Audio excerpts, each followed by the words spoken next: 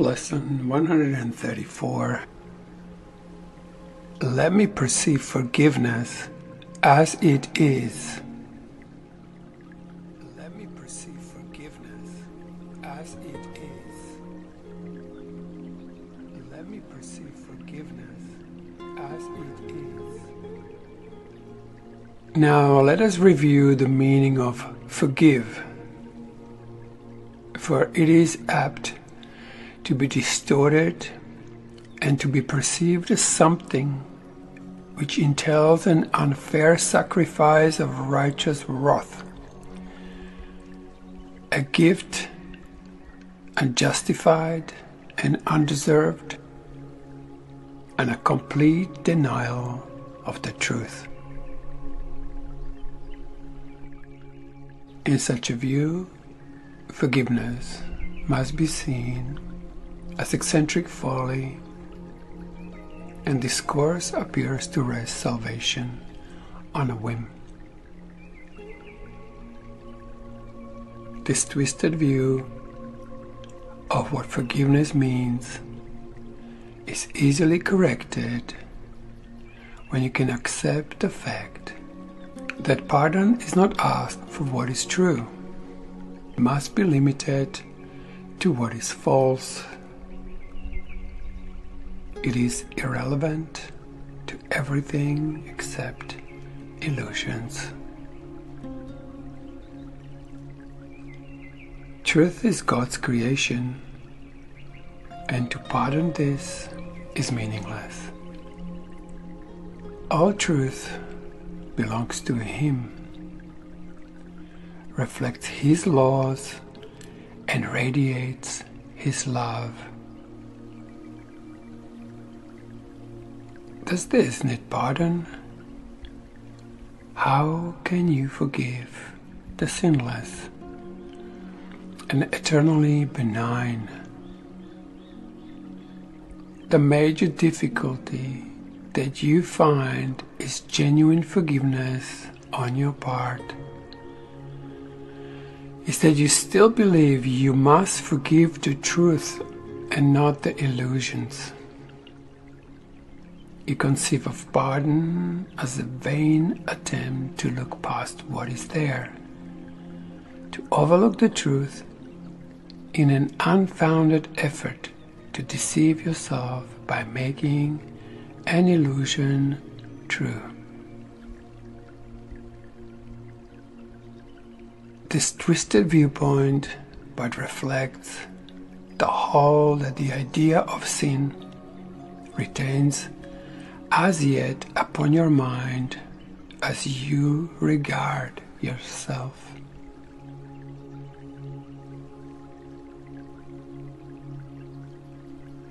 Because you think your sins are real, you look on pardon as deception. For it is impossible to think of sin as true and not believe forgiveness is a lie. Thus, is forgiveness really but a sin, like all the rest? It says that truth is false and smiles on corrupt as if they were as blameless as the grass, as white as snow. It is delusional in what it thinks it can accomplish. It would see as right the plainly wrong, the loathsome as the good. Pardon is no escape in such a view. It merely is a further sign that sin is unforgivable, at best to be concealed, denied, or called another name, for pardon is a treachery to truth.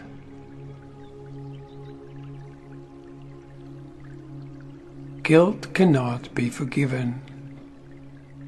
If you sin, your guilt is everlasting.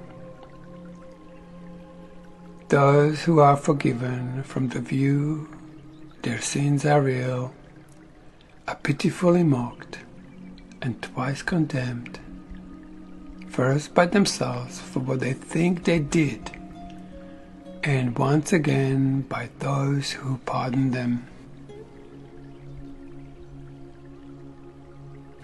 It is sin's unreality that makes forgiveness natural and holy, sane, a deep relief to those who offer it, a quiet blessing where it is received.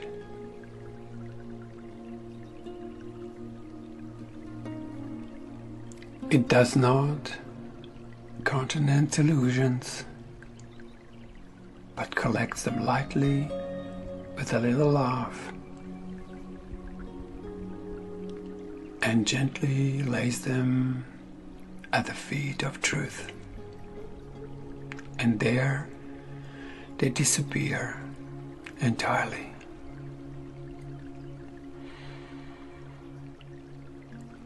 Forgiveness is the only thing that stands for truth in the illusions of the world.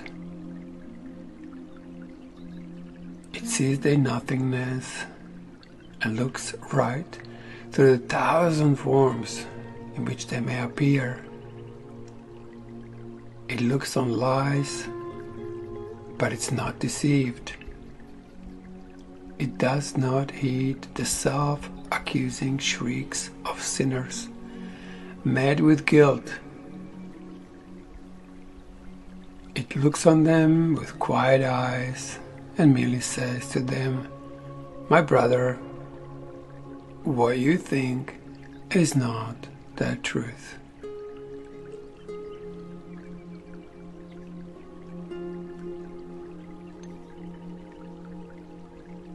The strength of paradox is its honesty, which is so uncorrupted that it sees illusions as illusions, not as truth.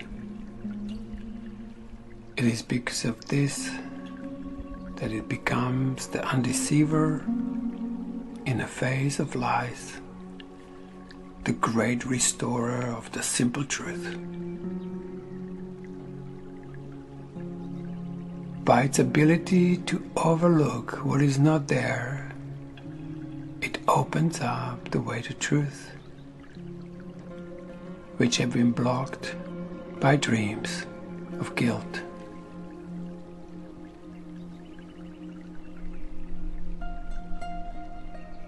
Now you are free to follow in the way your true forgiveness opens up to you.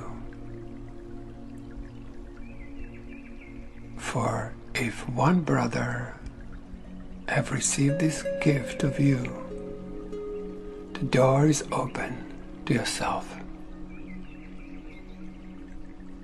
There's a very simple way to find the door of true forgiveness and perceive it open wide and welcome. When you feel that you are tempted to accuse someone of sin in any form,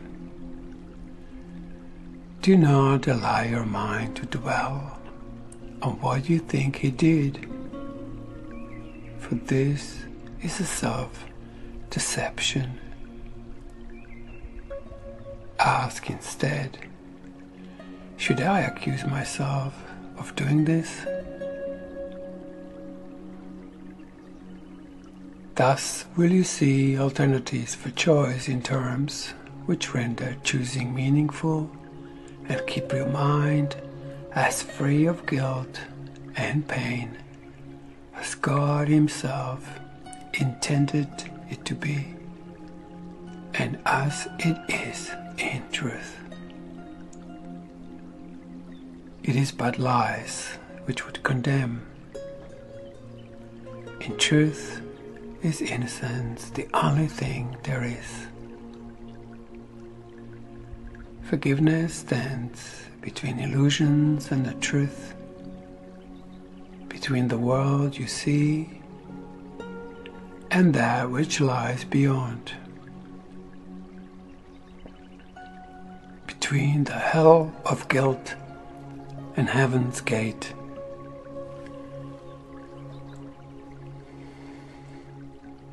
Across this bridge, as powerful as love, which laid its blessings on it, are all dreams of evil and of hatred and attack brought silently to truth.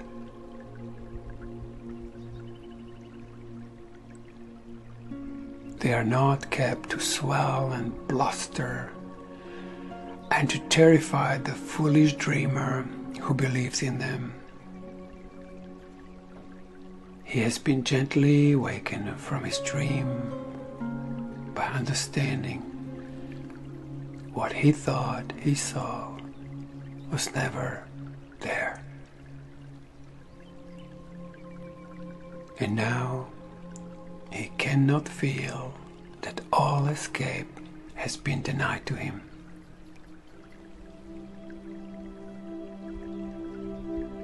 He does not have to fight to save himself. He does not have to kill the dragons which he thought pursued him.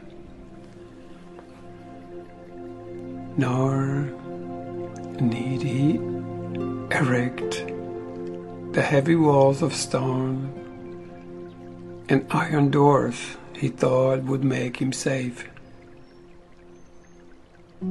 He can remove the ponderous and useless armor made to chain his mind to fear and misery. His step is light, and as he lifts his foot to stride ahead, a star is left behind to point the way to those who follow him.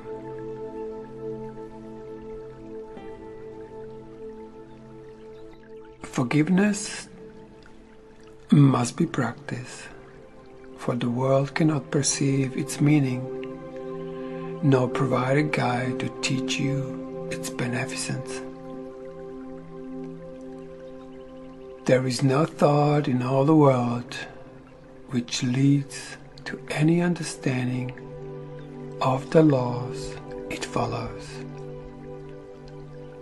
nor the thought which reflects it.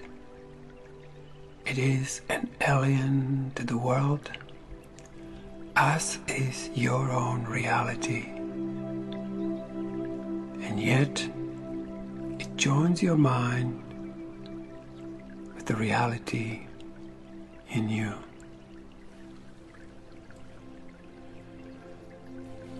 Today we practice true forgiveness, for the time of joining be no more delayed.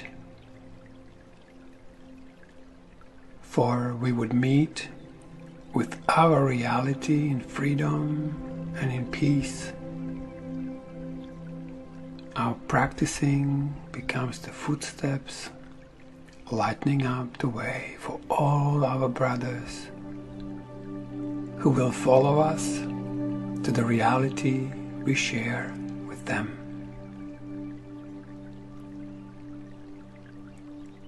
That this may be accomplished, let us give a quarter of an hour twice today and spend it with a guide who understands the meaning of forgiveness and was sent to us to teach it. Let us ask him.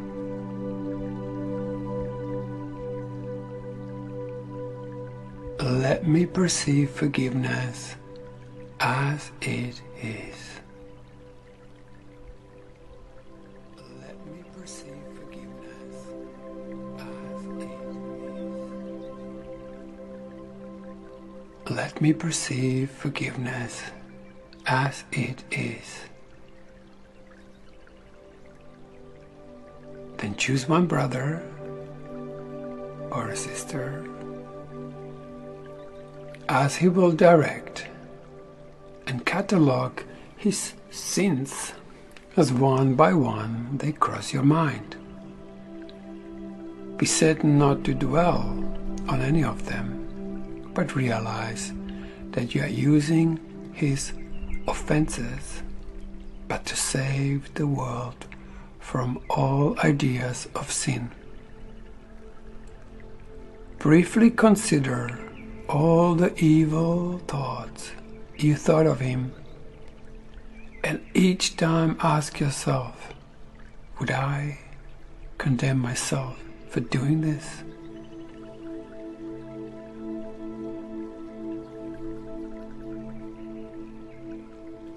Let Him be freed from all the thoughts you had of sin in Him.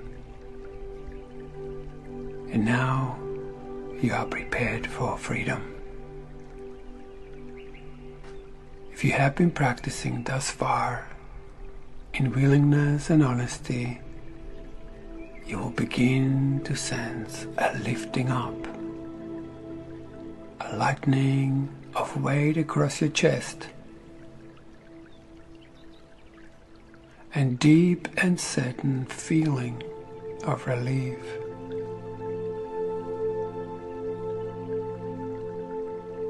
The time remaining should be given to exercise the escape from all the heavy chains you sought to lay upon your brother, which were laid upon yourself.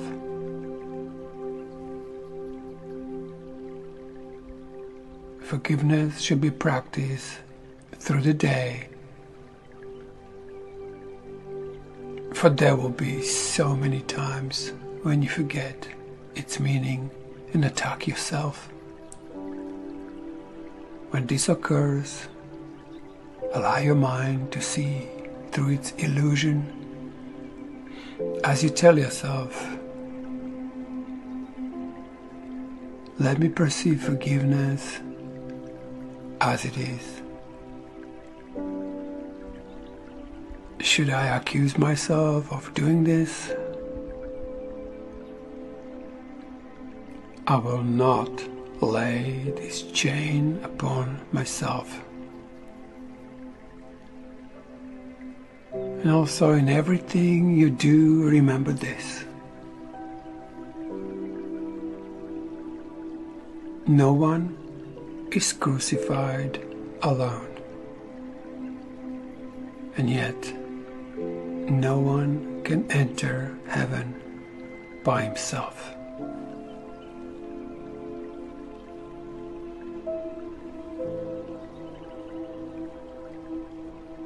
The end of lesson 134. Let me perceive forgiveness as it is. Let me perceive forgiveness as it is.